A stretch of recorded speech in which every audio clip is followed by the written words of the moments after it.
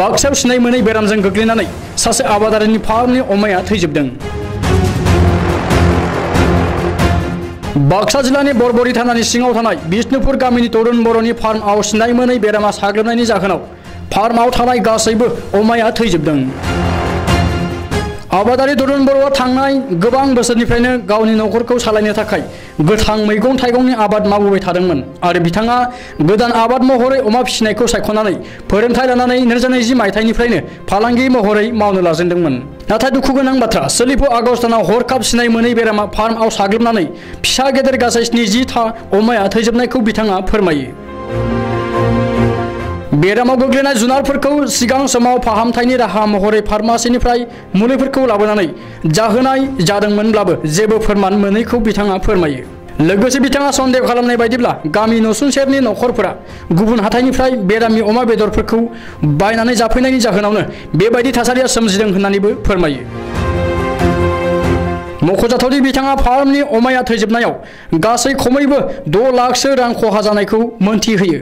गुबुननिफ्राय सुदाव रां दाहार लानानै सोरखारनि गरसेबो अनसुंथाइ मोनालासे फार्म खालामनाय तरुण बर'आ गासैबो अमाया थैजोबनायाव दायो गोबां जिंगायाव गोग्लैनानै गोसो बायनायखौबो नुनो मोन्दों।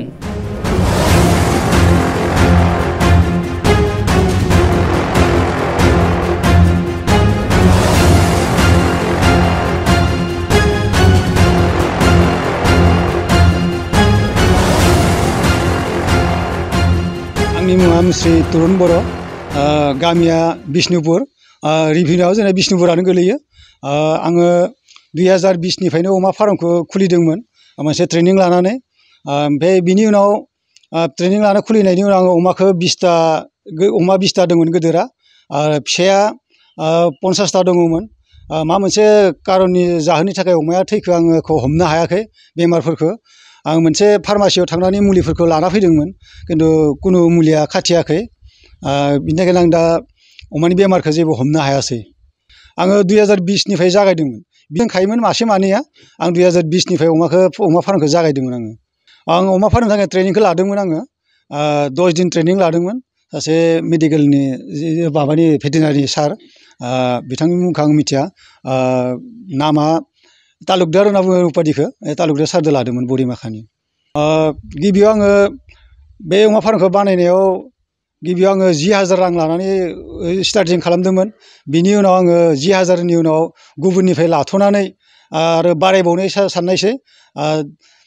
ओमफ्राय जिहेथु फार्मखौ अमा दोननो थाखाय नांगौ आं गन्द्राखौ लुबाय, बेयाव 1.5 लाखनि सायाव थांदो।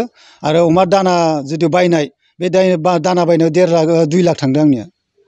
बे अमा थैनायाव आंनिया दा 6 लाखनि सायाव थांदो आरो खरसाया। दा माबाया लस जादों 6 लाख। 6 लाखनि उनाव नेक्स्ट 6 मायावनो आङो आरो 1.5 लाख 2 लाख थाखा मोनबावगौमोन ओरैहाय। आं खोनानाय मथे आंनि खाथि खाला गुबुन खाथियाव जाजोबदोंमोन थारमाने, आवग्रिख'नानै जाखाजोबदों। आंनि खाथि खाला ओनसोलफोराव जाजोबदों। जानायनि उनावसो आंनियाव हाबफैदो आरो बेमारा। दा न' खाथिनिफोरानो जेनेबा बेमारि अमाखौ लाना फैना जाफैदो, सोरहाबा लाना फैनानै दोनफैदो, बिदियाव आंनियावबो हाबदो आरो। आं बिफानारिखौ आङो जिहेथु जेबो बुङासै, आं फोरमायथिखायासै आंनि अमा बेराम जानायनि कारनै। आं दा बिथांमोनखौ जेबो बुंनो हाया बायदि जाहैबाय। हागौबा उननि बोथोरफोराव समफोराव आङो बिथांमोननियाव जगाजग खालामगोन होनना सानो आरो।